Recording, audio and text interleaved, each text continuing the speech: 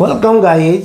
Today we move to transformation of sentences, वाक्यों का रूपांतरण. This is important for class 9th, 10th, 11th, 12th as well as for the aspirants of competitive exams.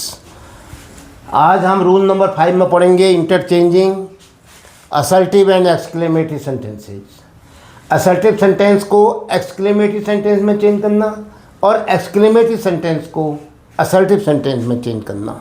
तो साधारण तथा विस्मयादिबोधक वाक्यों को परस्पर क्या करना, ट्रांसफॉर्म करना. What is transformation? To change the sentence without changing its meaning. Now we move to exercise number 3. Transform the following sentences into exclamatory sentences. इन वाक्यों को आपने आज एक्सक्लेमेटरी सेंटेंस में चेंज करना है. आपको क्या दे रखे हैं? असर्टिव सेंटेंस दे रखे हैं. ये यस में भी हो सकते हैं, नो में भी, यानी इसको आप स्टेटमेंट भी कह सकते हैं. The bird is very lovely. पक्षी बहुत ही प्यारी है. पक्षी बहुत ही प्यारी लगती है या बहुत ही प्यारी है. और आपने एक्सक्लेमेशन में कैसे कहोगे? एक्सक्लेमेशन लगा के एक्सक्लेमेटरी सेंटेंस कैसे बनाओगे?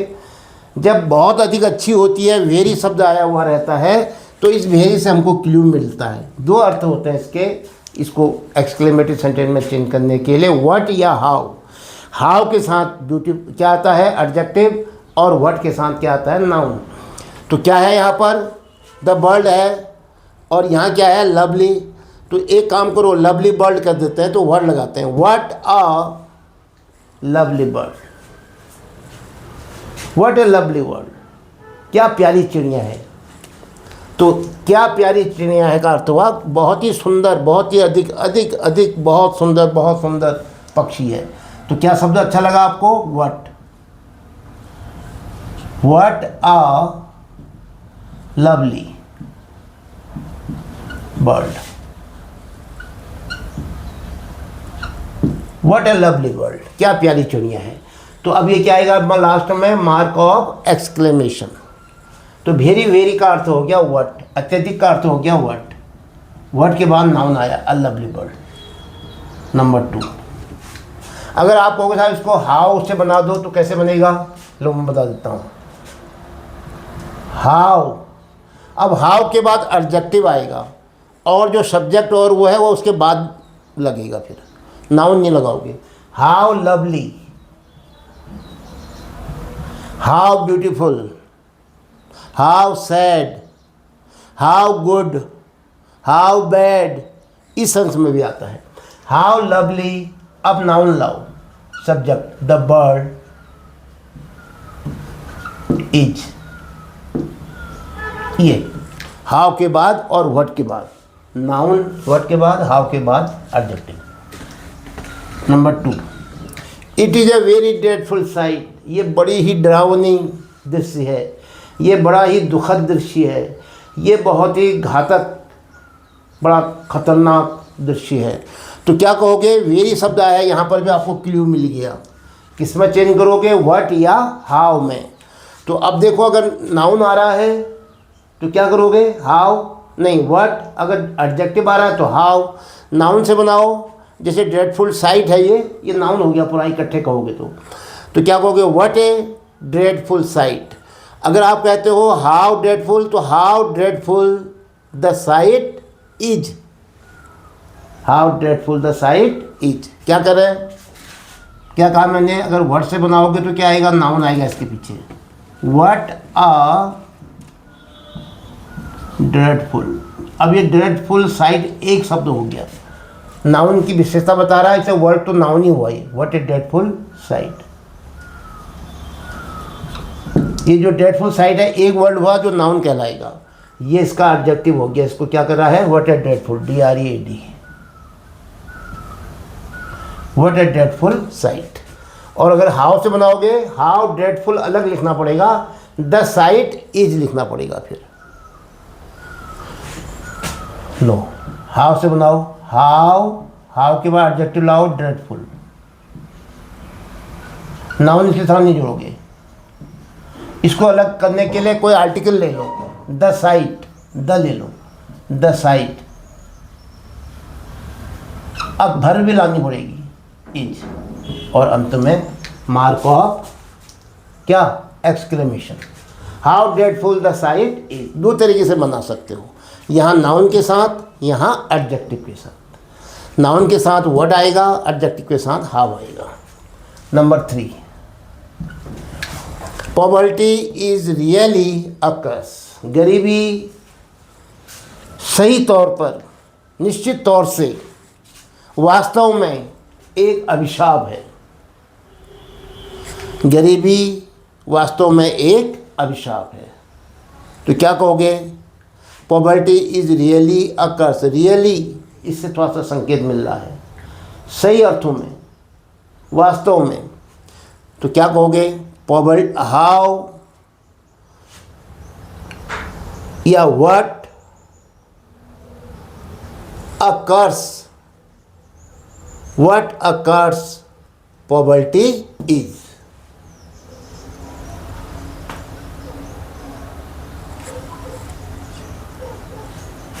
क्या कहोगे, व्हाट अ कर्स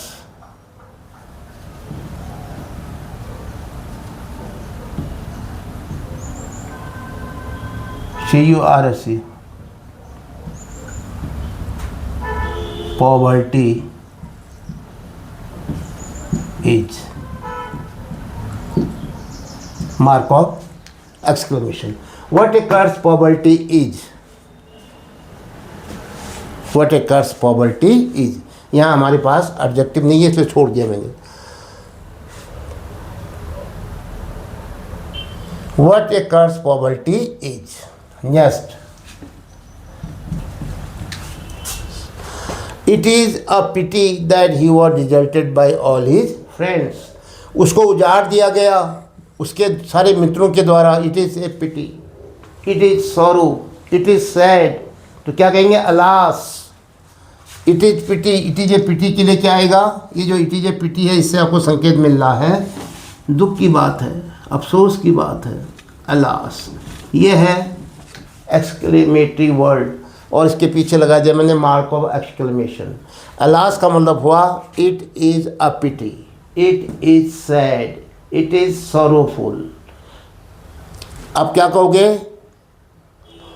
दैट नहीं लगाओगे, it alas he was deserted by all his friends. alas he was deserted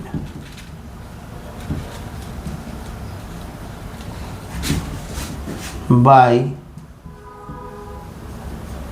all his friends।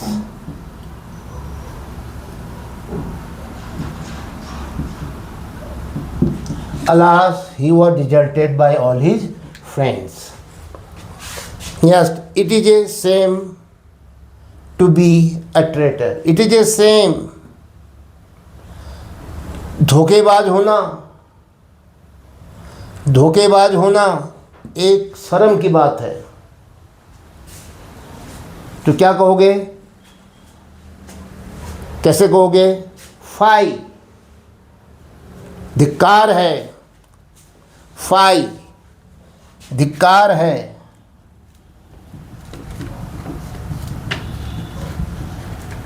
FIE phi धिक्कार है। वैसे तो इसके बाद आता है fie upon you, fie upon the person, fie upon anyone who is a traitor, who is a traitor. अगर आपका तो था हु इज ए ट्रेटर कहाँ से लाए, तो इसी को ले लो, to be a traitor, fie to be a traitor. लो मैं इसी को मार्क और एक्सक्लेमेशन लगाने की बात कर देता हूँ। क्या अर्थ हुआ इसका, ये बड़े धिक्कार की बात है, किसी के लिए भी धिक्कार है उसके लिए जो धोखेबाज है, ये कहना चाह रहा था मैं। तो आपने कहा और आसान बनाओ, fie to be a traitor.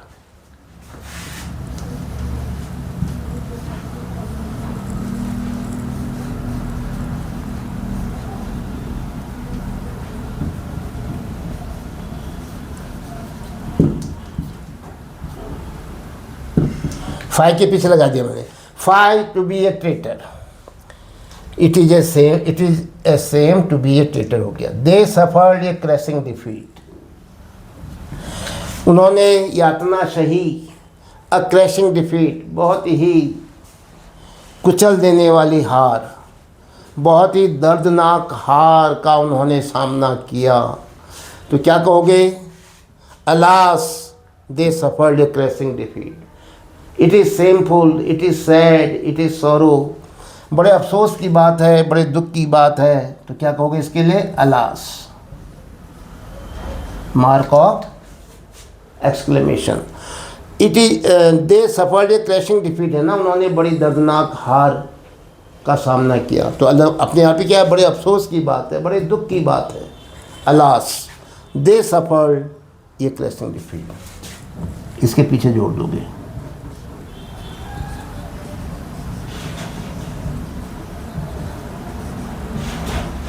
A crashing,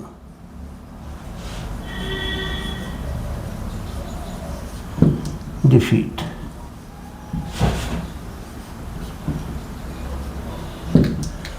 alas शब्द लगाओगे, बड़े अफसोस की बात है, बड़े दुख की बात है, बड़ा खेद का विषय है। It was indeed a very hot day, ये वास्तव में बड़ा गर्म दिन था। तो क्या कहोगे? वेरी शब्द से आपको मिला अत्यधिक, क्या आया शब्द? व्हाट या हाउ, वर्ड से बनाओ, नाउन आएगा इसके पास। What a hot day, what a hot day, बस काफ़ी है।